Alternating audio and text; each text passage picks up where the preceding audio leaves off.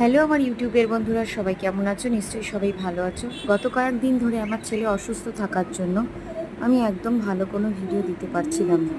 এমনিতেও ভিডিও করার মতো সময় এখন নেই যদিও, তাও মাঝে মাঝে যেটুকুই বা ভিডিও ছাড়তাম না কেন সেটুকুও রিসেন্ট হলেও বন্ধ হয়ে গেছে।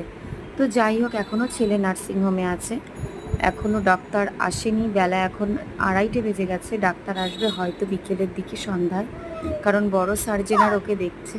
তার সময় মতো করেই সে আসবে। আর ফোনে ফোনে বা ট্রিটমেন্টের মধ্যে এখনও রয়েছে, স্যালাইন চলছে, এটা অ্যান্টিবায়োটিক চলছে। যাই হোক, নার্সিংহোমে বসে বসে আর ভালো লাগছে না, কতদিন যা থাকবো কিছুই ভালো লাগছে না। ছেলেটারও বোরিং লাগছে।